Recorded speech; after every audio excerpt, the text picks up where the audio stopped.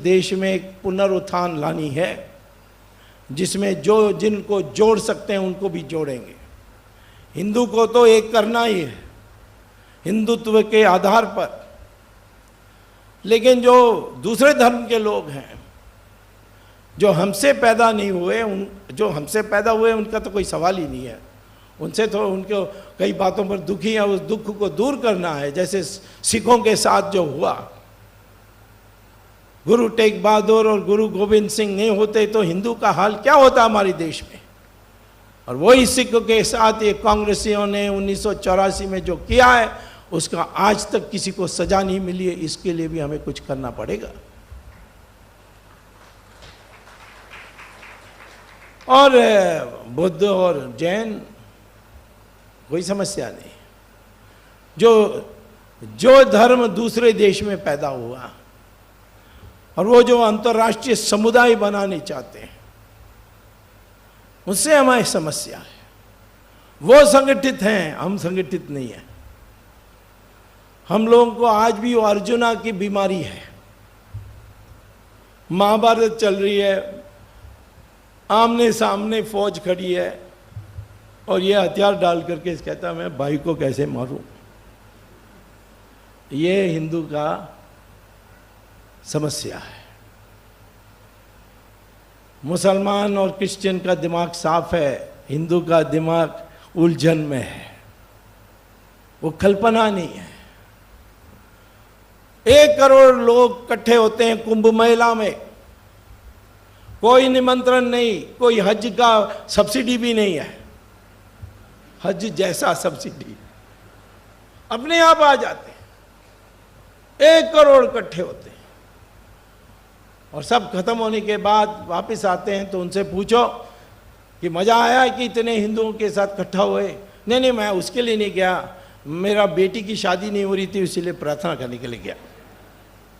इसको चेतना कहते हैं और यही सावरकर बदलने चाहता था। तो हमारे देश में आज हिंदुत्व के जब कहेंगे तो हम किसी को बाहर रखने के लिए तैयार नहीं।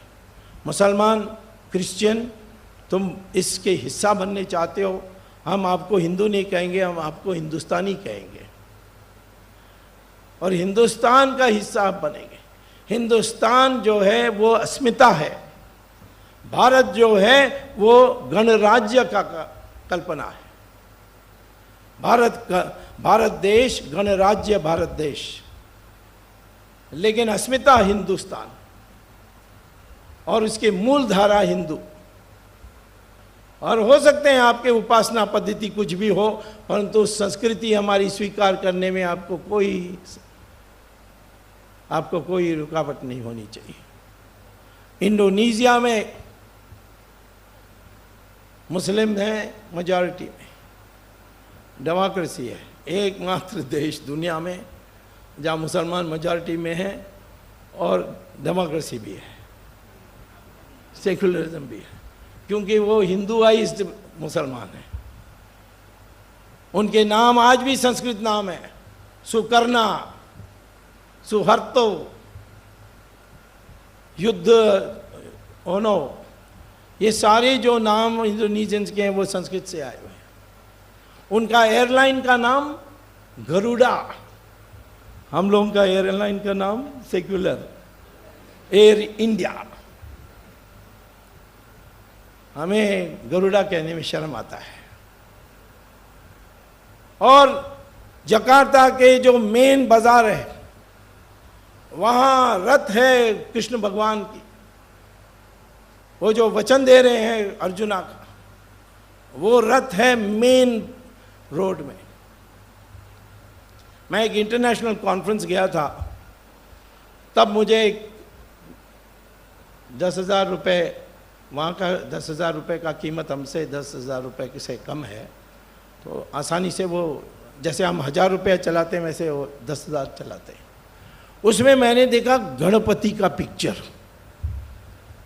अब मैं तो कभी कल्पना ही नहीं कर सकता कि हमारे देश में गणपति का पिक्चर होगा हमारे 100,000 रुपये नोट में, उनके 10,000 रुपये नोट में। मेरे कॉन्फ्रेंस, उस कॉन्फ्रेंस में इंडोनेशिया का, मैं उस समय कॉमर्स मिनिस्टर था चंद्रशेखर की सरकार में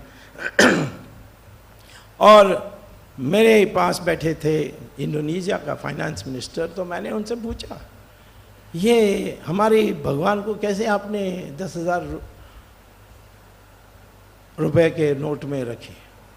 वो कहा कि 1997 का फाइनेंशियल क्राइसिस आपको याद है? मैंने कहा बिल्कुल याद है, सारे ईस्ट एशियन नेशंस की करेंसी गिर रही थी। वो कह रहे थे हमारी तो सबसे तेजी से गिर रही थी। मुझे किसी ने कहा कि गणपति का फोटो डाल दो और गिरावट रुक जाएगी, और मैंने फोटो लगाया और रुक गई। तो ये मुझे फाइनेंस मिनिस्टर ने बताया। वहाँ सारे जो हिंदू की चिन्ह आज भी हैं। थाईलैंड में तो बुद्धिस्ट है, तो नाम अयोध्या, एयरपोर्ट में रामचंद्र जी का फोटो। जब यहाँ हम राम सेतु तोड़ने की हमारी सरकार प्रयास कर रही थी, तब मुझे एक थाईलैंड ने कहा तुम लोग पागल हो, इतना पूजनीय थिंग। अब तो टूटेगा नहीं, क्योंकि हम सुप्रीम कोर्ट में जाकर स्टे ले ली और नितिन गडकरी मिनिस्टर बन गए, तो उन्होंने ऐलान कर दिया नो, छुएंगे नहीं। तो इसीलिए हमारे देश में ये जो हीन भावना है हमारे में, इसको मिटाने के लिए सावरकर ने प्रयास की थी। ये हीन भावना, जो भी हमारी चीज को लेते हैं तुरंत हम डरते हैं कि कोई कम्युनल कह दे। योगा के बारे लोग हंसते थे हमारे देश में, जो अंग्रेजी पढ़ने वाले लोग थे। अब योगा सारा अमेरिका में एक एक शहर में योगा के दुकान खुले हुए हैं। जहां भी जाइए, अब यहां से साधु सन्यासी सब जा रहे हैं, वहां आश्रम खोल रहे हैं। अब संस्कृत को भी सीखने के लिए प्रोग्राम बन रही है अमेरिका में और इंग्लैंड में। क्यों? क्योंकि नासा ने रिसर्च किया आर्टिफिशियल इंटेलिजेंस पर, और आर्टिफिशियल इंटेलिजेंस माने ज्ञान का भंडार कंप्यूटर में रखना है। हर व्यक्ति जीवन में ज्ञान प्राप्त करता है, फिर मर जाता है, उसके साथ ज्ञान भी मर जाती है। तो रिटायर होने के बाद वो कंप्यूटर से बात करेगा और कहेगा मैंने ये सीखा है, और कंप्यूटर उसका विश्लेषण करके ग्रंथ में तैयार करेगी। लेकिन अनेक भाषाएं हैं, तो किस भाषा में रिकॉर्ड करें? कंप्यूटर को अंग्रेजी भाषा बोलोगे तो वो कंफ्यूज हो जाती है, क्योंकि PUT पुट है, BUT बट है। तो कोई कहता है पुट और बट, तो वो दूसरे स्पेलिंग में उलझन हो जाती है। इसी प्रकार से फ्रेंच में भी। तो रिसर्च करने के बाद नासा के जो जर्नल है, जर्नल ऑफ आर्टिफिशियल इंटेलिजेंस, उनमें लिखा कि कोई नया भाषा तैयार करने के लिए तैयार नहीं, आवश्यकता नहीं है। एक बहुत प्राचीन पुरानी भाषा है संस्कृत, वो सबसे कंप्यूटर फ्रेंडली लैंग्वेज भाषा। ये आप गूगल में जाके तो देख सकते हो, नासा संस्कृत लिखिए, सारा मिल जाएगा आपको। और हमारे देश में हम कहते हैं संस्कृत को ऑप्शनल कर दो, अरे कम्युनल विरोध हो जाए, और सब ऐसे अज्ञान में विरोध करते हैं। करुणानिधि ने मुझे एक बार कहा कि संस्कृत कैसा हो सकता, हम तमिल हैं, हमारा भी बहुत पुराना है ही। लेकिन मैंने कहा कि तुम्हारा बहुत पुराना है, तो ये तुम्हारा नाम करुणानिधि कैसा है? ये भी संस्कृत शब्द है। उनका इलेक्शन सिंबल को करुणानिधि क्या बोलता है? चिन्नम, संस्कृत में चिन्ह। और क्या है? उदयन सूर्यन, यानी चढ़ता हुआ सूरज, वो है उनका चिन्ह। अब उनके ब्रेन वॉशिंग हुई है। उस ब्रेन वॉशिंग के कारण आज हमारे देश में लोग बोलते हैं, और इसके लिए पैसा खूब लग रही है। हमने NGOs को छानबीन करने के लगे, कितने चिल्ला रहे हैं।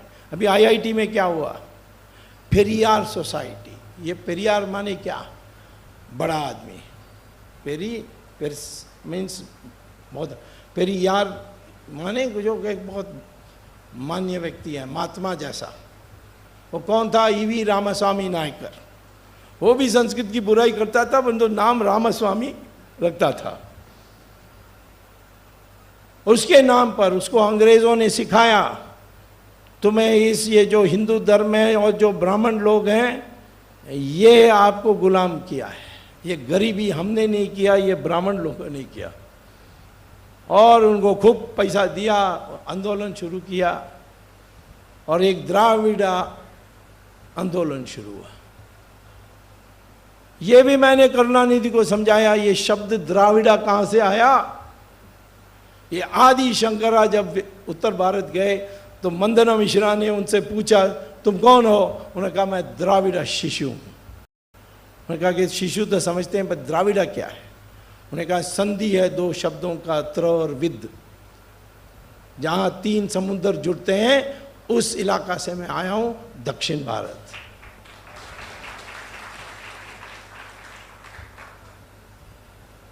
करुणानिधि रावण का पूजा करते थे, अब नहीं करते। क्यों नहीं करते? अब उनको मैंने समझा दिया कि रावण ब्राह्मण था, इसीलिए वो नहीं करते। और मैंने ये भी बताया उनको कि रावण तो श्रीलंका में नहीं पैदा हुआ, वो दिल्ली के परिसर के उस पार नोएडा में एक गांव है बसरख, उस गांव में पैदा हुआ। उसकी पत्नी मंदोदरी मेरठ में पैदा हुई। अब वो कहता है नहीं, रावण का बात नहीं करता है।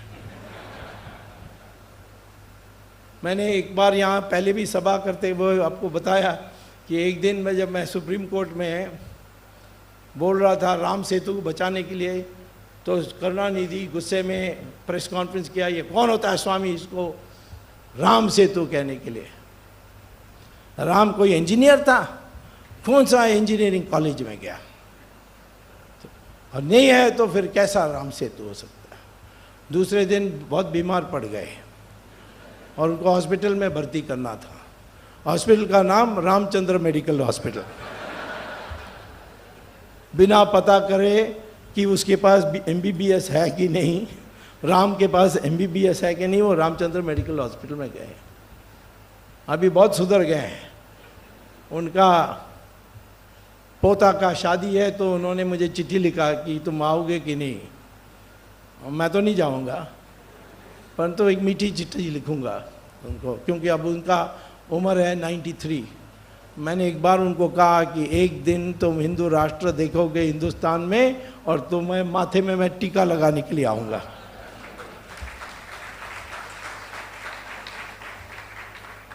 तो ये सारा आज जो अब यही IIT में हो रहा है, वहाँ वो सारे हिंदू की जो भी मान्यता है उसके विपरीत में वो सोसाइटी काम करती है। गौ मांस तो प्रतिबंध लगना है, वो कहते हैं कि हम डिनर रखेंगे। दुनिया प्रकार के जो भी हिंदुओं की जो मान्यता है उसके विपरीत अब उस पर बैन लगे। कहते हैं स्वाधीनता, फ्रीडम ऑफ स्पीच। हमारे कॉन्स्टिट्यूशन में डॉक्टर अंबेडकर ने समझाया। मैं डॉक्टर अंबेडकर नाम इसीलिए ले रहा हूँ इसमें क्योंकि इस सोसाइटी का नाम है पेरियार अंबेडकर सोसाइटी। अंबेडकर ने कहा है स्वाधीनता है बोलने के लिए, आप बोल सकते हैं, फ्रीडम ऑफ स्पीच है, लेकिन उस पर रीजनेबल रिस्ट्रिक्शंस होंगे। जैसे आप नहीं कह सकते हिंदुस्तान का 4 टुकड़ा कर दो, आपको अधिकार नहीं है, बोलोगे तो जेल। सेडिशन पर, हर चीज पर आप ये नहीं कह सकते हैं कि मैं कपड़े के बिना पैदल जाऊंगा सड़क पर, यह मेरा आज़ादी है कि मैं कपड़ा पहनता हूं कि नहीं पहनता हूं। Not allowed. कॉन्स्टिट्यूशन में एब्सोल्यूट नहीं है, fundamental right, subject to reasonable restriction. आप ये नहीं कह सकते पाकिस्तान को जीतना चाहिए हमारे साथ जंग में, उसके लिए भी अधिकार नहीं है। तो ये रीजनेबल रिस्ट्रिक्शन कॉन्स्टिट्यूशन में ही लिखा है। और ये लोग जो कर रहे थे वो तो कॉन्स्टिट्यूशन के विरुद्ध में कर रहे थे, और इसीलिए जैसे हमारे स्मृति ईरानी से चिट्ठी गई, वहाँ के डायरेक्टर ने जो करना था उन्होंने किया, सही किया। बड़ा आंदोलन हो रहा है, सारे लोग इस देश की जो विघटन चाहते हैं वो सब एक साथ हो गए। तो मैं आपको यही कहता हूं कि विघटन शक्तियां अनेक हैं, हम लोग एक नहीं हैं, हम 80% हैं। 40% एक हो जाएंगे तो पार्लियामेंट में आपको 2/3 मेजॉरिटी मिलेगी। इस बार 30% इकट्ठे हुए, हमें मेजॉरिटी मिल गई। अगले चुनाव में 40% कर दो, 2/3 मेजॉरिटी मिल जाएगी, जो हमें संविधान में करना कर सकेंगे। क्या करना है? सिर्फ अपने को हिंदू मानना है। ये जो वर्ण व्यवस्था 4 बनी, ये कृष्ण भगवान ने साफ कहा है गीता में कि ये गुण के आधार पर बनी है। ये एक अनुशासन है, ये सत्ता का विकेंद्रीकरण है, ये जन्म से जुड़ा नहीं है। जन्म से बनने के लिए कोई प्रतिबंध नहीं है, परंतु अनिवार्यता भी नहीं है। विश्वामित्र ऋषियों के ऋषि थे,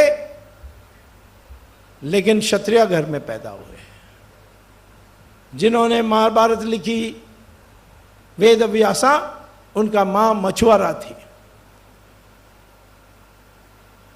वाल्मीकि के बारे कहा जाता है, वाल्मीकि की समुदाय भी मानते हैं कि वो दलित थे, दलित परिवार में पैदा हुए, लेकिन महर्षि बने और रामायण लिखी।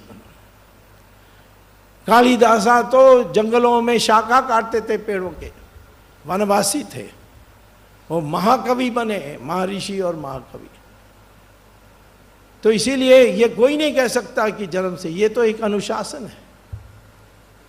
ब्राह्मण है तो फिर विद्या पर आपको केंद्रित होना है। आपके पास संपत्ति नहीं होना चाहिए, आपके पास शस्त्र नहीं होना चाहिए, आपके पास भूमि नहीं होना चाहिए, और साधारण कपड़ा पहनना चाहिए।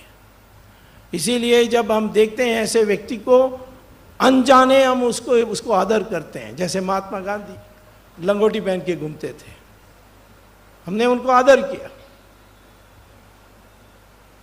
और अमेरिका में किसी को समझ में नहीं आई, जब मैं विद्यार्थी था वहाँ लोग यही पूछते थे, इस आदमी के पीछे कैसे आप जा सकते हो? दुबला पतला, उसका स्केलेटन भी दिखता है, रिब्स भी दिखता है, और लंगोटी पहन के घूमता है, उसके पीछे आप कैसे जा सकते हो? मैंने पूछा कि आपके देश में नेता कैसा होना चाहिए? इसे बिल्कुल शानदार सूट बूट टाई चमका हुआ जूता, नहीं तो हम उसको नेता नहीं मानेंगे। उनके धर्मगुरु को भी नहीं मानते जब तक वो सैटिन गाउन में नहीं आते। अब पोप देखिए कितना सजा वो आता है। और हमारे देश में हमने कभी नहीं ये सोचा कि धन के आधार पर समाज में आपकी क्या स्थान होगी।